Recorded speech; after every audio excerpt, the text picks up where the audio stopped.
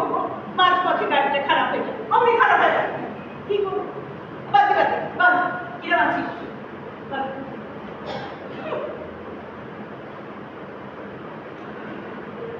আছে ভালোই, কিন্তু একটাই সমস্যা বুঝলি। হ্যাঁ, এই বাবা মারা যাবার পরে বাড়িটা বড় ফাঁকা ফাঁকা হয়ে আছে।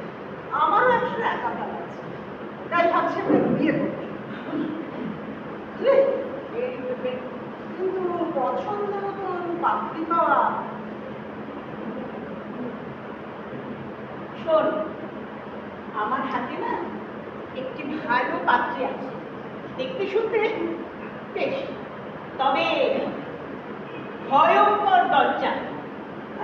শুনেছি নাকি বাড়িতে একটা কাকচিলও বসতে পারে।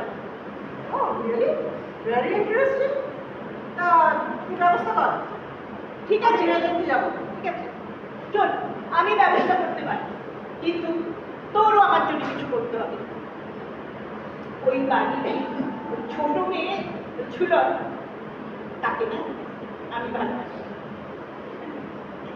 আর এই ঝুলনের বাবা একজন বৃদ্ধ প্রফেসর খুঁজছে ওই ঝুলনকে পড়াশোনা করতে। তুই যদি প্লিজ আমার নামটা রেকমেন্ড করে দিস। মানে তুই বলছিস তুই বৃদ্ধ প্রফেসর সেজে ওই বাড়িতে গিয়ে? এক্স্যাক্টলি, হ্যাঁ। তোকে চিনে ফেলবে কি রে ম্যাডাম? নো ব্রাদার নো, এমন বৃদ্ধ প্রফেসরের গেটআপ নিয়ে যাবো না, কেউ চিনতেও পারবে না। আর এই চান্সে আমিও ওই ঝুলনকে আমার মনের কথাটা বলে দেবো। হ্যাঁ, ওকে, ডান।